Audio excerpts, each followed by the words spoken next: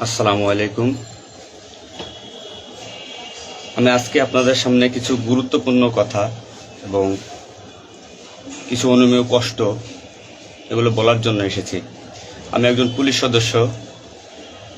আমি সমগ্র জাতির কাছে একটা অনুরোধ নিয়ে আসছি এবং আমার যারা পুলিশ ভাই বন্ধু ব্যাটসম্যান যারা আছেন, আমি সকলের উদ্দেশ্যে কিছু কথা বলার জন্য আসছি। সমগ্র দেশের মানুষের সামনে কিছু কথা বলার জন্য আসছি। যারা আজকে এই নতুন স্বাধীনতা যারা অর্জন করেছে, যে সমস্ত ছাত্ররা মারা গেছে, সাধারণ মানুষ মারা গেছে, সর্বস্তরের জনগণ যারা মারা গেছে, আমি তাদের প্রতি সমবেদনা এবং দুঃখ প্রকাশ করছি। এবং আমার যারা পুলিশে যারা মারা গেছেন যে সমস্ত ভাইয়েরা, তাদের প্রতি আমার সমবেদনা, তাদের পরিবারের জন্য আমার সমবেদনা। তো আমরা নিম্নপদস্থ কর্মকর্তারা যারা ডিপার্টমেন্টে চাকরি করি, আমাদের আদেশ মানতে হয়, নির্দেশ শুনতে হয়। আজ দেখেন যে সাধারণ শিক্ষার্থীরা মারা গেছে, পুলিশ যারা মারা গেছে তারা সব নিম্নপদস্থ কর্মকর্তারা, যারা আদেশ দিচ্ছেন নির্দেশ দিচ্ছেন, তারা কিন্তু কেউ মারা যায় নাই, বা অন্য কোনো বাহিনীর কোনো সদস্য মারা যায় নাই। তো এখানে একটা প্রশ্ন থেকে যাবে, পুলিশ কেন, পুলিশ কেন হয়? Police is so called. Police আজকে দেশের জাতীয় ভিলেন। এই পুলিশ সর্বপ্রথম ৭১-এর মুক্তিযুদ্ধের সময় রাজাকার বাহিনীর বিরুদ্ধে প্রথম কাউন্টার অ্যাটাক রাজারবাগ থেকে দিয়েছিল। আর সে গৌরবময় ইতিহাস উজ্জ্বল পুলিশের আর জাতীয় ভিলেনে পরিণত করেছে কিছু স্বার্থান্বেষী মহল। আমাদের পুলিশের কিছু স্বার্থবাদী পুলিশ কর্মকর্তারা যারা বড় বড় চেয়ারে বসে, বড় বড় জায়গায় বসে আমাদেরকে ব্যবহার করে তাদের স্বার্থ উদ্ধার করছে। আজ এতগুলো মানুষ মারা গেছে। আমি একজন পুলিশ, এর বাইরে আমি একজন ছাত্র ছিলাম। পড়ালেখা শেষ করে আমি চাকরিতে ঢুকছি। এটা আমার অপরাধ না। আমার ডিপার্টমেন্টকে কলুষিত করছে, এটা অপরাধ। আমি একজন সন্তানের বাবা, আমার 2 বছর বয়সে একজন সন্তান আছে। তো আমি একজন বাবা হিসেবে আমি মেনে নিতে পারি নাই।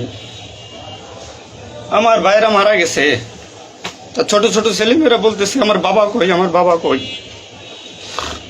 এগুলো মেনে নেওয়া যায় না, এগুলো কোনো মতেই মেনে নেওয়া যায় না। যারা সাধারণ মানুষ মারা গেছে তাদের পরিবারের কি অবস্থা? আজ আমার পুলিশে যেখানে পাচ্ছেন সেখানে নির্মমভাবে মৃত্যুবরণ করতেছে, পিটিয়ে পিটিয়ে মারতেছে। এর কারণ কি? আজ আমাদের কিছু স্বার্থের না স্বীকৃত বড় মহলের অফিসারদের কারণে। তারা বিভিন্ন লোকের তোষামোদি করে, বিভিন্ন পর্যায়ে আমাদের ঘাড়ে বন্দুক রেখে তারা মনে করেন দিনের পর দিন আমাদের নির্যাতন করে মানুষের বিরুদ্ধে লেলাই দিছে। হাজার হাজার কোটি টাকার মালিক হয়ে তারা এখন গা টাকা দিছে। এই মৃত্যুর ভার, এই পুলিশ মৃত্যুর ভার কে নেবে? পুলিশের মৃত্যুর বিচার হবে না এই বাংলাদেশে, আমি জানি। কিন্তু যারা এই নির্দেশদাতা, যারা এই নির্দেশ দিয়েছেন, তাদের প্রত্যেকের বিচার হবে।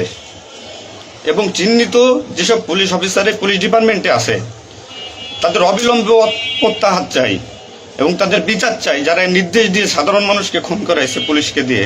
আচ্ছা, এতগুলো পুলিশ মারা গেছে, এই সম্পূর্ণ দায়ভার এই ডিপার্টমেন্টের অফিসারদের নিতে হবে। কোন অফিসার দেখছেন রাস্তায় মারা গেছে? মারা যায়নি। তারা নির্দেশ দিয়ে সরে গেছে, পুলিশকে সামনে ঠেলে দিয়ে। এটা হত্যাকাণ্ড। এই হত্যাকাণ্ডের বিচার আমি চাই। সমগ্র পুলিশ ডিপার্টমেন্টের এই হত্যাকাণ্ডের বিচার চাই। অবিলম্বে সব দুর্নীতিবাজ পুলিশ কর্মকর্তাদের অব্যাহতি দিয়ে তাদের শাস্তির আওতায় আনতে হবে। এই পুলিশ হত্যার দায়, এই পুলিশ হত্যার বিচার তাদের দিয়ে করতে হবে। আমি জানি না আমার এই কথা বলাতে আমার কি হবে না হবে, আমি সে পরোয়া করি না। আমি শঙ্কিত সেই পরিবার নিয়ে, যারা মারা গেছে, তাদের ফ্যামিলি, তাদের বউ বাচ্চাগুলো এতিম হয়েছে। তা সাধারণ মানুষ মরেছেন, আমি তাদের থেকে ব্যতীত। নির্মমভাবে অত্যাচার করছে, এগুলো মেনে নেওয়ার মতো না। আমি সবাইকে অনুরোধ করব, আমার ভাই বন্ধু যারা আছেন, আমি কোনো উস্কানিমূলক কথা বলতে এখানে আসি নাই। আমি এখন সত্যি বাস্তব কথা বলতে আসছি। আমার কষ্টের সঙ্গে বলতে হয়, আমি একজন পুলিশ পরিবারের ছেলে। আমার বাবা অন ডিউটির অবস্থায় 2012 সালে মারা গেছেন। আমি পরিচয় দিতে পারছি মানুষের কাছে, আমি একজন পুলিশের সন্তান। আমার ছেলে মেয়ে কিভাবে পরিচয় দেবে তাদের সহপাঠীদের কাছে যে আমার বাবা একজন পুলিশ? কিভাবে পরিচয় দিবে? সিসি করবে? আজ মানুষের কাছে, জাতির কাছে সমগ্র পৃথিবীর কাছে মানুষ আজকে ভিলেন রূপে পাবলিক পরিচয় হয়ে গেছে। এই মানুষগুলো, এদের মৃত্যুর ভার, পুলিশ হত্যার ভার ডিপার্টমেন্টের সর্বোচ্চ পর্যায়ে থেকে সর্বনিম্ন পর্যায়ে এর সাথে যারা জড়িত ছিলেন তাদের দেওয়া লাগবে, তাদের এগেনস্টে হবে। প্রত্যেকটা পুলিশ সদস্য আজ বাইরে বেরোতে ভয় পাচ্ছে, মৃত্যুর ভয়। এখনো অনেক জায়গায় আমি নিউজ পাইলাম সকালবেলা, অনেকে পুলিশ মরে গেছে, তার কোনো হদিস নাই। এখন অনেকে আটকা আছে, সবাই প্রাণ ভয়ে, আজ পুলিশ প্রাণ ভয়ে লুকাচ্ছে। কিসের জন্য? আপনাদের কারণে, আপনাদের স্বার্থ উদ্ধারের কারণে পুলিশকে ব্যবহার করছেন প্রত্যেকটি ক্ষেত্রে। এটা আর কেউ মেনে নিতে পারলো, আমি ব্যক্তিগতভাবে মেনে নিতে পারবো না। প্রত্যেকে দায়ভার নিতে হবে আপনাদের। আজ নির্বিকারে যতগুলো মানুষ মারছেন, আজ এই মৃত্যুর সামিলে আমি থাকতে পারতাম। চিহ্নিত করে করে বিচার হবে আপনাদের। পুলিশ কর্মকর্তারা যারা আছেন এর সাথে জড়িত সবার বিচার হবে, বিচার করতে হবে। কেউ না করুক, আমি করব। আপনারা পুলিশের গৌরবময় ইতিহাস ঐতিহ্যকে ধারণ করে নিজেদের স্বার্থ উদ্ধারের কারণে আজ পুলিশ বাহিনীকে মৃত্যুর মুখে ঠেলে দিচ্ছেন। তাদের কথা একবার চিন্তা করেননি। আপনি নির্দেশ দিচ্ছেন, নয়তো এই পুলিশ, এই সাধারণ পুলিশ, আমরা যারা আছি, আমরা কখনো এদের গায়ে বুলেট চালাইতাম না, কখনোই আমরা গুলি ছড়তাম নাই আমাদের ভাইদের উপরে। ডিপার্টমেন্টের ম্যাক্সিমাম 80% পুলিশ এখন পড়াশোনার সাথে জড়িত। এভরি ওয়াল, সবাই পড়াশোনার সাথে জড়িত, সবাই ছাত্র। আপনারা আপনাদের ব্যক্তিগত রক্ষার কারণে কই, আপনারা এখন কোথায় আছেন? আপনারা একজন বড় বড় অফিসাররা কোথায় আছেন? বেরোয় আসেন, নামেন পুলিশের সামনে, পুলিশকে সিকিউরিটি দেন, দেশের মানুষকে সিকিউরিটি দেন। আপনাদের হাতে পুলিশ বাহিনী ক্ষতিগ্রস্ত, বিপর্যস্ত, বৈষম্য সৃষ্টি করছেন আপনারা। আপনারা প্রতিটা ক্ষেত্রে পুলিশের সাথে পুলিশের বৈষম্য সৃষ্টি করে দিয়ে গেছেন। যে যার মন গড়া কথা দিয়ে এটাই আইন, এটাই নিয়ম, এটাই শিখাইছেন পুলিশ ডিপার্টমেন্টকে। এগুলো হবে না। আপনারা যেখানে যান না কেন পালাইয়ে, যেখান থেকে পলায় যান, এই পুলিশ আপনাকে খুঁজে বের করবে। এই মৃত্যুর দায়ভার আপনার নিতে হবে। সত্য কথা বলাতে অনেক পুলিশের চাকরি খেয়ে নিয়েছেন আপনারা। আপনারা সুযোগ পেয়ে স্বার্থের কারণে অনেক পুলিশকে বলে পুলিশ ডিপার্টমেন্ট থেকে বিতাড়িত করছেন। তাদেরকেও পুলিশ ডিপার্টমেন্টের প্রয়োজন। আপনাদের স্বার্থের শিকার তারা, আপনাদের স্বার্থের বলি তারা। অনেক পুলিশ ভাইরা, সাধারণ পুলিশ ভাইরা যাদের চাকরি থেকে বিচ্যুত করছেন, অবিলম্বে তাদেরকে চাকরিতে আনবেন আপনারা। এটা আমার অনুরোধ। আজ দেশে কি মুহূর্তে, মানে পুলিশকে কোন সিচুয়েশনে ঠেলে দিয়ে গেছেন। নিশ্চিত মৃত্যু, পুলিশ মানুষ নির্মমভাবে পিটাই পিটাই মারতেছে। এর দায়ভার আপনাদের নিতে হবে। প্রত্যেক পুলিশ পরিবারের যে আক্রোশ, যে কষ্ট, এগুলো দায়ভার আপনাদের নিতে হবে। সাধারণ মানুষ আপনাদের ক্ষমা করবে না। আপনারা সবাই চিহ্নিত, আপনারা সবাই এই বাংলাদেশের দুর্নীতিবাজ পুলিশ অফিসারদের আপনারা সবাই চিনেন, আপনারা সবাই তাদের চিনেন। এদের বিচার আপনাদের করতে হবে। এই বিচার চাই আমরা, সাধারণ জনগণের হত্যার বিচার চাই, পুলিশ হত্যার বিচার চাই। পুলিশ হত্যার বিচার না হওয়া পর্যন্ত আমি ডিউটিতে যাব না, আমি আমার কর্মস্থলে যাব না। অনেক পুলিশ সদস্য এখন পর্যন্ত নিখোঁজ। আমার সহপাঠী ভাইরা মারা গেছে, আমার পরিচিত ভাইরা মারা গেছে। তাদের সন্তান হাউমাউ করে চিল্লাইতেছে, আমার বাবা কই? এর জবাব কে দেবে? জবাব দেওয়া লাগবে। এতগুলো মায়ের কোল ফাঁকা করছেন, পুলিশ জীবন হারাইছে, গর্ভবতী মহিলা পুলিশকে পর্যন্ত মারে ফেলছে।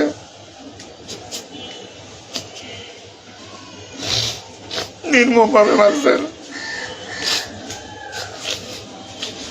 এই দোষ আপনাদের।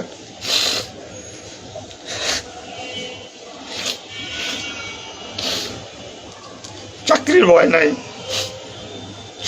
চাকরি যায় যাক, ভিক্ষা করে খাবো, নির্যাতন আর মানবো না। কি করছেন পুলিশ ডিপার্টমেন্টের জন্য আপনারা? কত পুলিশ মারা গেছে তার তো ঠিক নাই। বিচার হবে, বিচার আমি করবো, কেন না করবো? পুলিশ ডিপার্টমেন্টে প্রত্যেকটা সেক্টরে দুর্নীতি। আমি পুলিশ হয়ে আমার কোনো কাজের জন্য আমাকে অর্থ দিতে হয়, টাকা দিতে হয়। এতে নির্লজ্জতার কি কি কি করবো আমি? সাধারণ মানুষ দূরের কথা, আমরা কোনো পুলিশের কাছে সহযোগিতার জন্য গেলে তারা আমাদেরকে মূল্যায়ন করে না, কোনো কাজে হেল্প করে না, কোনো কিছুতে সুবিধা দিতে চায় না। আজ ডিপার্টমেন্টে বৈষম্য সৃষ্টি করে থেকে গেছেন আপনারা।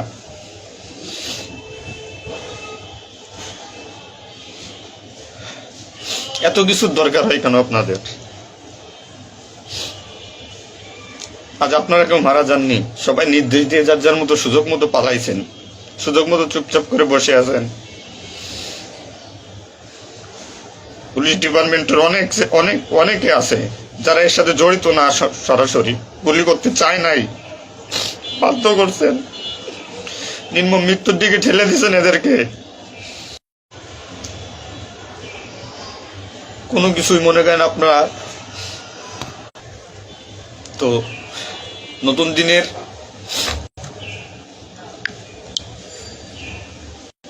যে নতুন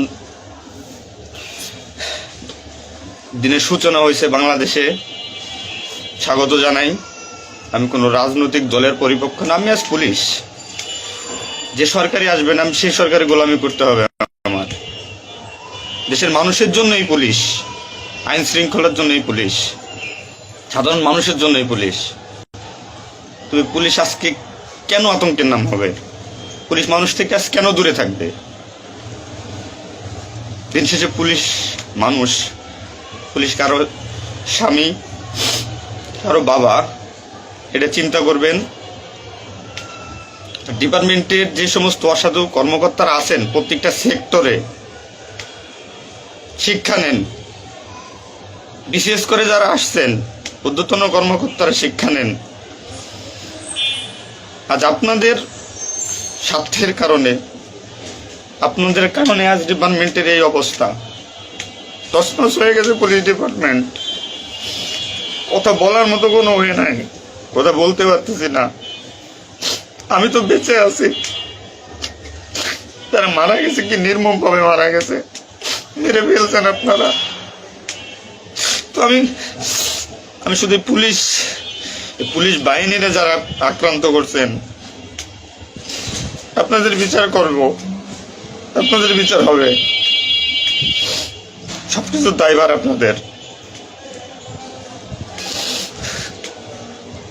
ঘুমাইতে পারি না এই কয়দিনে, ভয়তে, চিন্তায়। মারা যাওয়া পুলিশের ছেলেমেয়েরাও চিৎকার করে বলতেছে আমার বাবা কই। তো সহ্য করার মতো না, মানুষ হিসেবে সহ্য করার মতো না। তো পরিশেষে একটা কথা বলবো, আমার যারা ডিপার্টমেন্টে আছেন, চাকরি করতেছেন করেন, সমস্যা নাই, চাকরি ছাড়ারও দরকার নাই। শুধু বিবেকের কাছে একটু প্রশ্ন করেন যে এরা কিভাবে আমাদের ব্যবহার করছে ডিপার্টমেন্টে। যে সরকারি আসুক, আপনাদের কাছে অনুরোধ, যে আসুক ভাই, দেশে সরকার নাই আসুক, পুলিশ থাকুক আর না থাকুক তাতে কিচ্ছু আসা যায় না। তো আমার একটা দাবি, একজন পুলিশ হিসেবে, একজন পুলিশের সন্তান হিসেবে, ডিপার্টমেন্টের ঐতিহ্য যারা নষ্ট করছেন, এই পুলিশের সুনাম যারা নষ্ট করছেন, এদের বিচার চাই আমি, 100% বিচার চাই। পুলিশকে যারা মুখোমুখি করে যে সন্ত্রাসী বানাইছেন, নির্বিকারে পুলিশ মারাইছেন, এই নির্দেশদাতাদের বিচার চাই আমি।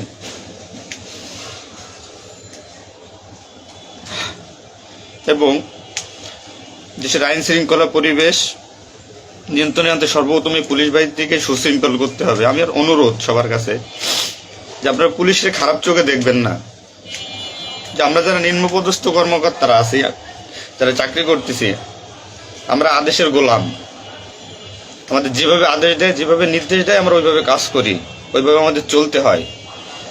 যে ভীতি, না মানলে চাকরি চলে যাবে, যাক, এ চাকরির প্রতি আর এখন কোনো নাই। তবে আমার ডিপার্টমেন্টের যে সমস্ত ভাইরা মারা গেছে, সাধারণ মানুষ যারা মারা গেছে, তাদের আমরা আর ফিরে পাবো না, হয়তো পাবোই না। তো আমার একটা অনুরোধ, আগে পুলিশ বাহিনীটাকে সুশৃঙ্খল করুন, আইন শৃঙ্খলা সুশৃঙ্খল করবেন। এবং আপনারা যারা সাধারণ মনে করতেছেন পুলিশ ঘৃণিত, পুলিশ অপরাধী, হ্যাঁ পুলিশ অপরাধী, পুলিশ অপরাধ করছে তার চাকরি বাঁচানোর জন্য, এবং তার মাসুল পুলিশকে দিতে হয়েছে জীবনের বিনিময়ে। আপনারা দয়া করে কেউ পুলিশকে খারাপ বলবেন না। পুলিশের প্রতি অনেক, পুলিশ আপনাদের শুভাকাঙ্ক্ষী। এবং বাংলাদেশটার যে বর্তমান পরিস্থিতির উপরে আমি একটা কথাই বলবো, সর্বস্তরের মানুষকে, দেশটাকে আবার সুন্দরভাবে গড়তে হবে, এটাই সবচেয়ে বড় কথা। ফার্স্ট অফ অল এটাই হচ্ছে বাস্তবতা। দেশটাকে আমরা সবাই মিলে গড়ব। এবং পুলিশ বাহিনীর আপনারা যারা পুলিশে আছেন, আপনারা সুশৃঙ্খল হন, মানুষের প্রতি আনুগত্য হন এবং শিক্ষা নেন।